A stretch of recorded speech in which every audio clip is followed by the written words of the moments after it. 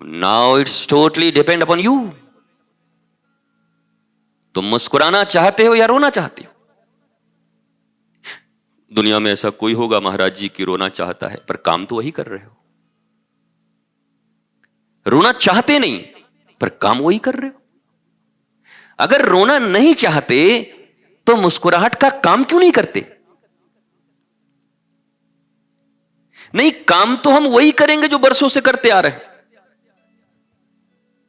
लेकिन फिर भी हमको मुस्कुराहट चाहिए। वो कैसे होगा? बोला वो पेड़ में जाके डोरा लपेट आओ 5 बार,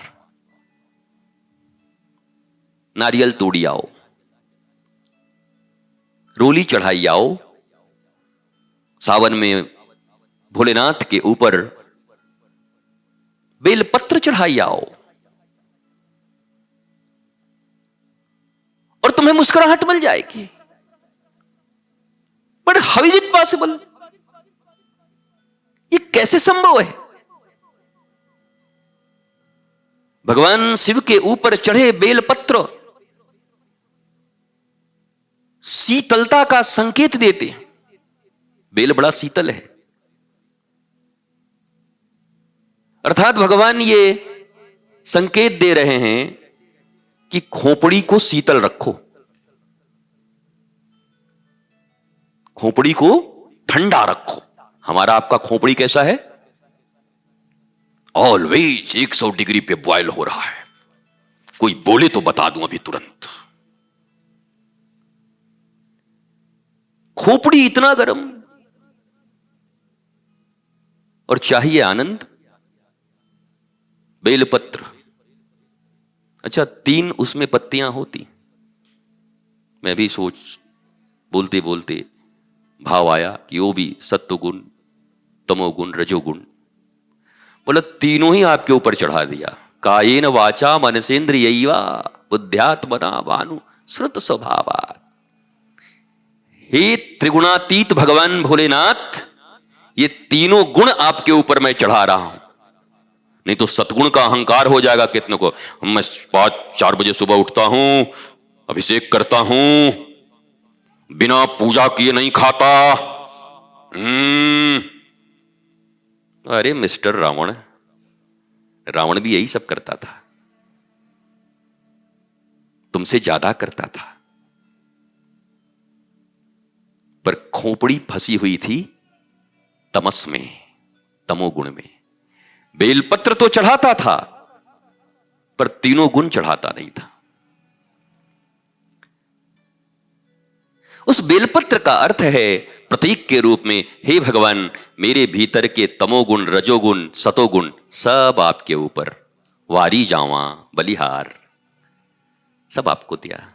नाथ मैं आपके अधीन हूं, आप शिव हो, कल्याण स्वरूप हो, कल्याण के अधीन हूं मैं। ये भारतीय सनातन संस्कृति में जितने भी देवी देवता हैं और जितने इनके वाहन हैं और पूजा की जो पद्धतियां हैं कर्मकांड में, ये सब बड़े प्रतीकात्मक हैं, इंडिकेटर। ट्रैफिक में जो सिग्नल का काम करता है, रेड, ग्रीन एंड येलो, लाल से रुको, पीला हुआ तो पैदल वालों को जाने दो, और हरा हुआ तो तुम निकल लो। ये जितने भी देवी देवता, पूजा की पद्धति, उनके वाहन, हाथों में शास्त्र, हाथों में शस्त्र, उनके पसंदीदा कलर, उनका पसंदीदा भोग, ये सब प्रतीक हैं। भारत के साथ सबसे बड़ी तकलीफ यही हुई कि हम केवल प्रतीकों में रह गए। 2 साल का बच्चा अगर बचपन स्कूल और किडजी में पढ़ने जाए तो कोई बुरी बात नहीं है, पर बच्चा 24 साल का भी हो जाए और बचपन स्कूल में ही पढ़ता रहे तो उसको मंदबुद्धि कहते हैं। बोला बच्चे की उम्र कितना है? बोला महाराज जी 24 साल। कहां पढ़ रहा है? बोला नर्सरी में। आपके बच्चे का उम्र? बोला 26 साल। कहां पढ़ रहा है? बोला बचपन स्कूल में। A for Apple, Apple. मंदबुद्धि है बेचारा, मंदबुद्धि है भी। 26 साल में एप्पल सीख रहा है, कॉस सीख रहा है।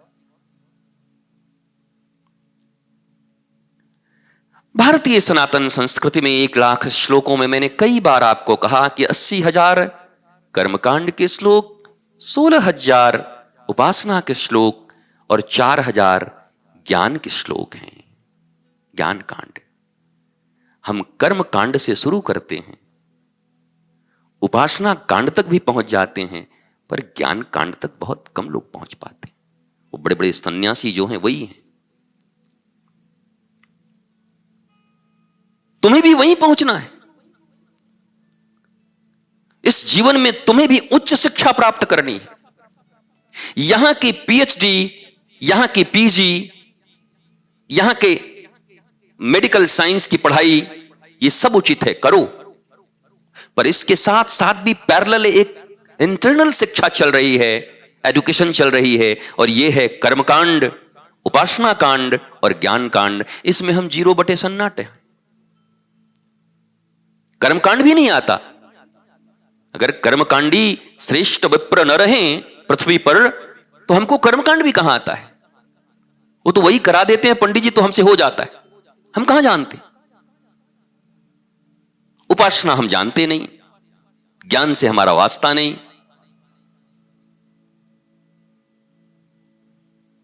तो है हमारे पास कुछ नहीं, पर भगवान के मंदिरों में खड़ा होकर हम मांग सब कुछ का कर रहे हैं। रिद्धि दो, सिद्धि दो, निधि दो, शुभ दो, लाभ दो, सब दे दो हमको। भगवान भी कह रहे हैं कि अंधेर नगरी चौपट राजा है क्या ये? टके सिर भाजी टके सिर खाजा है क्या यहां? श्री कृष्ण हैं, बड़े व्यापारी हैं, ठीक माप तौल के देते हैं।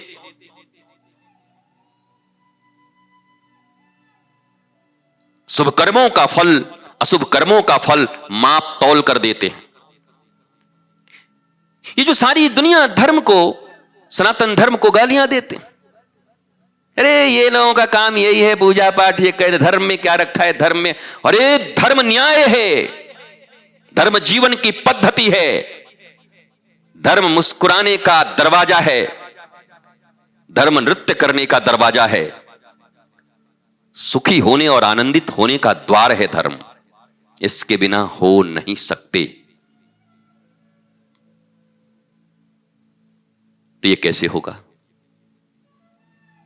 कहा जैसे कुशल वैद्य के नेतृत्व में कोई अच्छा पेशेंट जो मानने वाला हो ठीक हो जाता है, ऐसे ही कुशल सद्गुरु के नेतृत्व में अगर कोई शिष्य आ गया और उसकी शिष्यता सफल हो गई कि जो तुम कहोगे वही हम करेंगे, प्रभु आप आज्ञा करो। गुरु के पास क्या बोलते हैं? आज्ञा, आज्ञा, आज्ञा, आज्ञा।